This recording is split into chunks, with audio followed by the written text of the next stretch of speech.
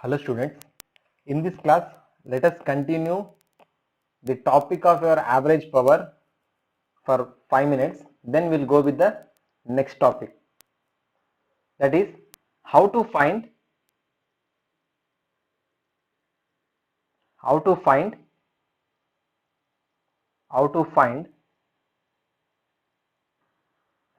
average power, that is P average power from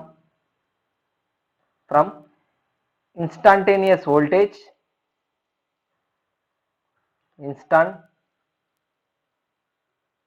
instantaneous voltage and instantaneous current. Just it takes 5 minutes.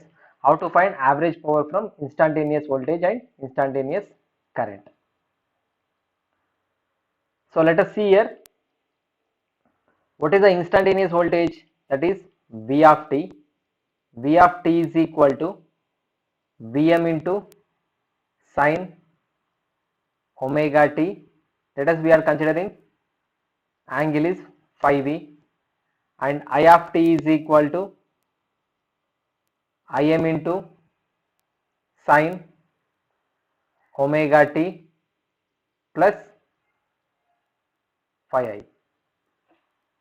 Then if I consider the phasor of this V of t, the phasor of V of t, already we have considered this. Phasor of V of t is equal to Vm into angle of phi v, that is of theta v. That this is in the polar form, just we are writing polar form. And the phasor of your current is equal to Im into angle of theta I. Then if I want to find what is the P average we got, so P average is equal to Vm into Im by 2 cos theta v minus theta I. If you directly multiply V, that is a phasor of V voltage and phasor of current, you won't get, because here you need to have minus theta I. So for that, just consider the complex conjugate of this current. The complex conjugate of this current is, this is a star is nothing but complex conjugate. The complex conjugate becomes, the phase angle changes, that becomes your minus theta I. Like this, the phasor of complex conjugate of your current is equal to, let us write here, it is complex conjugate, so which is equal to Im, theta I becomes minus theta I, theta I becomes minus theta I. Now multiply P is equal to, that is a phasor of power is equal to phasor of V and phasor of complex conjugate of current. Then what you will get here, the phasor of P is equal to Vm into Im, Vm into Im theta V minus theta I, theta V minus theta I. So here you can write phasor of V, the phasor of complex conjugate of I is equal to, this can be written as in terms of cos and phi, cos and sine you can write. So in complex form, so Vm into Im cos of theta V minus theta I plus j sin theta V minus theta I. Just we are writing in complex form, that is a plus jb. So from this we can write, this is called as real part, this is called as real part. So from this we can separate real part and imaginary part. Vm Im cos theta V minus theta I plus j Vm Im sin theta v minus theta I. From this is called as a real part and this is your imaginary part.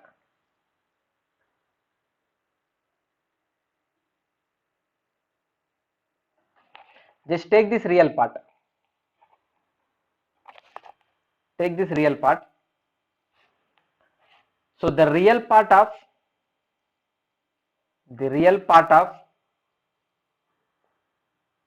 V phasor multiplied with the complex conjugate of I phasor is equal to what we got here?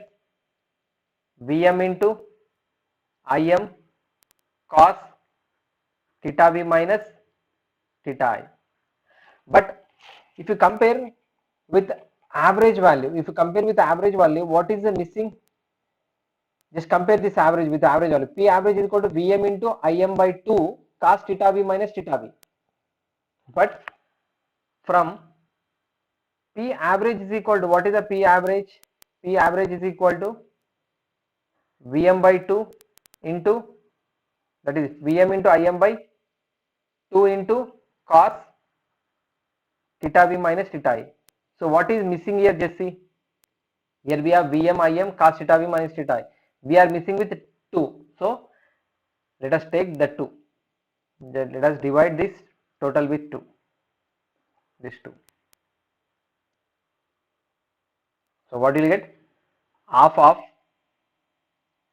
real part of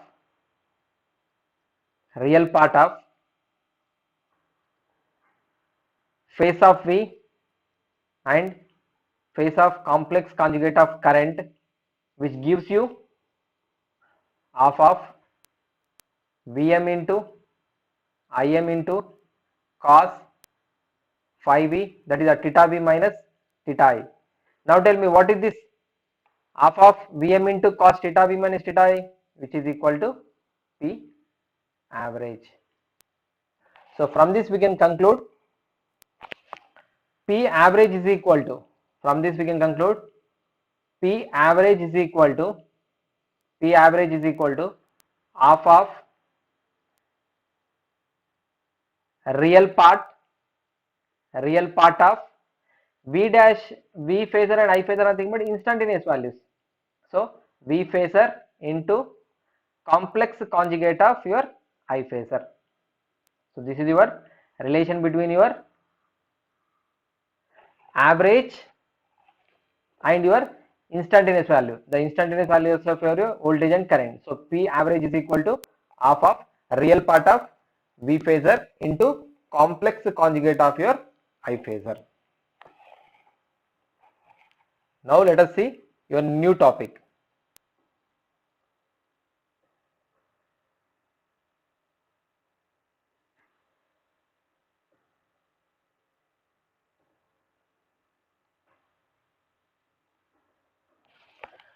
Now we are going to see the next one is apparent power and power factor. Apparent power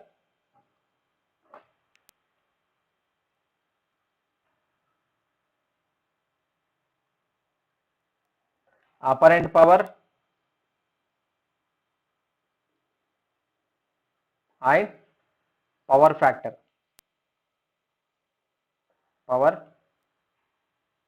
factor. Apparent power and power factor. Nothing, there is just from the P average only we are going to get.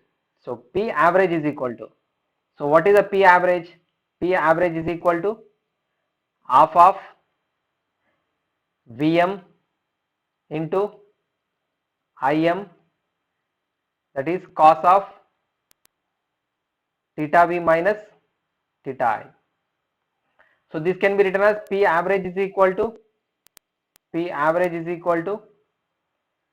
Vm by root 2 and Im by root 2, that is Vm by root 2 Im by root 2 into cos theta V minus theta I. This Vm by root 2 is nothing but Vrms. Im by root 2 is nothing but IRMS, IRMS into cos theta V minus theta I. This is your P average. This is your P average. What are the units for P average? For instantaneous power, for average power, the units are,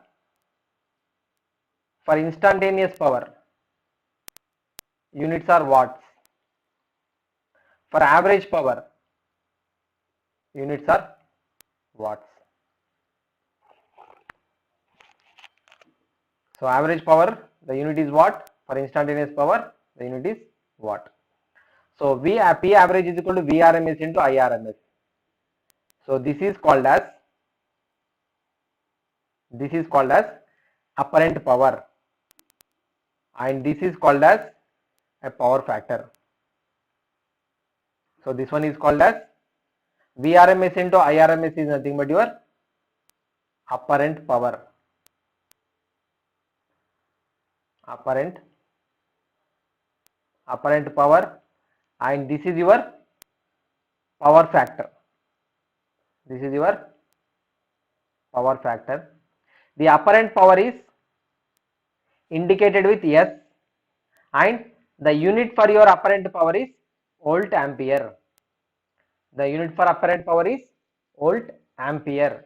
So to distinguish from average power and instantaneous power, they have given a separate unit, that is your volt ampere. So unit for apparent power is volt ampere. So from this you can write P average is equal to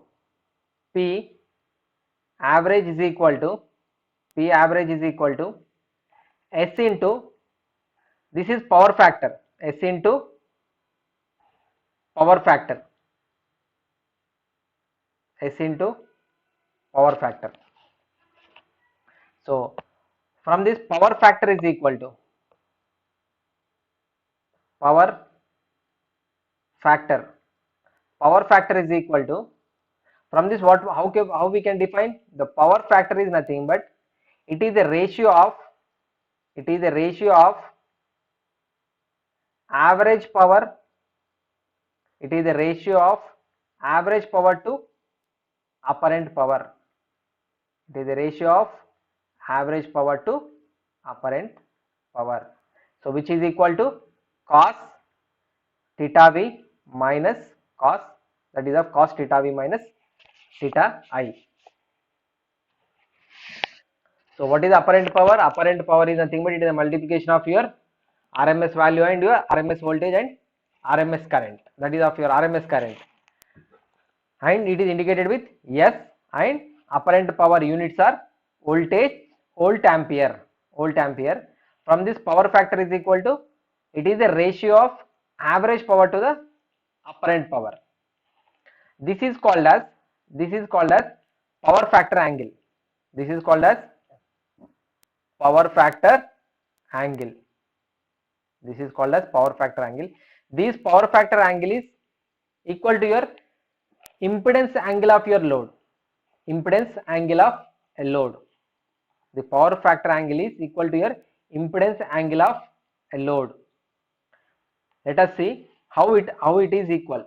Let us see, V of t is equal to some voltage. V of t is equal to Vm into sine omega t plus theta V. I of t is equal to Im into sine omega t plus theta I. From this, impedance is equal to, this can be written as, the phasor of this one is Vm angle of theta V. The phasor of this current is Im angle of theta I. Then impedance is equal to Vm angle of theta V, Im angle of theta I. So this can be written as Vm by Im into an angle of theta V minus theta I. Just observe this one. Observe, this is your Vm into theta B, nothing but this is nothing but V of t is nothing but it is a voltage across the load, and this is your current flowing through the load. Then impedance becomes Vm into theta B by Im into theta B. Here you will get Vm by Im into angle of theta B minus theta I. Just compare, just observe this one and this one, which are equal. So this power factor angle is nothing but your impedance angle. So what we got here, power factor. Let us analyze this power factor angle. So here we got power factor angle is equal to power factor angle. So the power factor angle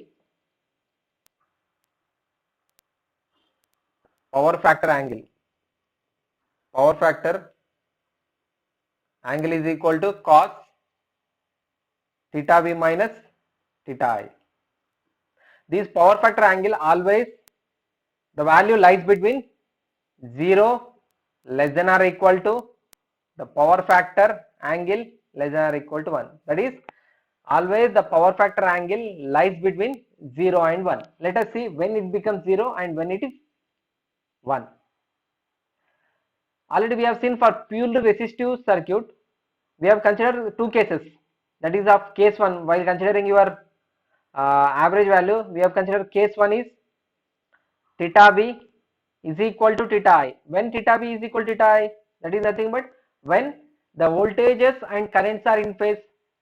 That is the case when it is of purely resistive network. For purely resistive, what happens? Theta B is equal to theta I. If theta B equal to theta I, then power factor angle, that is of cos theta B minus theta I, power factor angle. What happens to the power factor? So power factor is equal to, what is the power factor? Power factor is equal to average power to the apparent power. Let us see for power factor angle. Power factor angle is equal to cos of theta B minus theta I. If theta B equal to theta I, that is equal to cos 0. Cos 0 equal to 1. So for purely resistive network, the power factor angle becomes 1. For purely resistive, the power factor angle becomes 1. Then let us consider for case 2.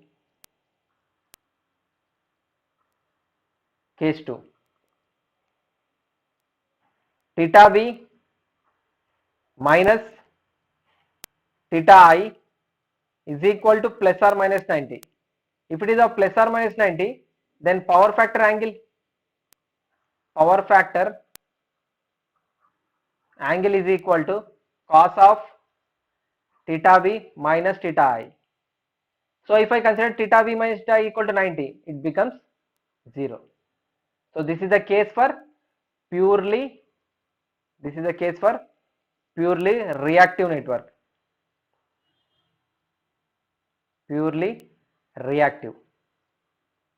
For purely reactive circuits, for purely reactive networks, the power factor becomes 0. Purely reactive is nothing but it may contain inductor or a capacitor. So in this power factor angle, we are having two types of angle, that is of leading power factor angle and your lagging power factor angle. In power factors, leading power factor and lagging, leading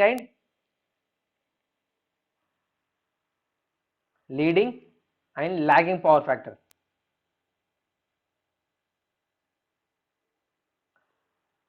Leading and lagging. When it becomes leading and when it becomes lagging. Leading power factor. Leading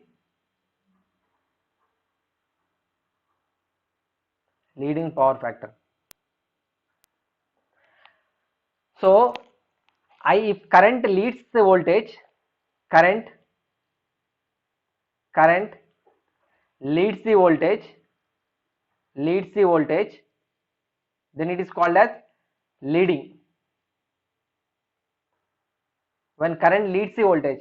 So this happens only when it is of purely capacitive. For capacitor, how is the, already we have seen phasor diagrams.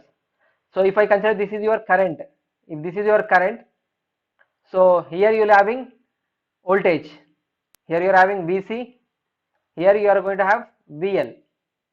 So current leads the voltage by 90 degrees, and here voltage leads the current. So here current leads the voltage. This is called as example for leading. This is for capacitor. And current lags the voltage. So in this case, current lags the voltage by 90 degrees. So in this case, current leads the voltage. When it is of the case of for capacitor, current leads the voltage. When it is the case of inductor, current lagging power factor. In lagging power factor, current lags the voltage. Current lags the voltage. Current lags the voltage in the case of, this is called as lagging, that is done for inductor. For in purely inductor, if the circuit is a purely inductive circuit, then it contains lagging power factor. If it is a capacitor, then it is called as leading power factor. It becomes a leading power factor in the case of for capacitor. It is a lagging power factor in the case of inductor. So this is about your apparent power, power factor, leading power factor and lagging power factor. So many objective questions you will get in this power factors. So where it becomes a leading power factor, where it becomes lagging power factor. So where the current leads the voltage, current lags the voltage. The patience and with special concentration, just listen these videos. Thank you.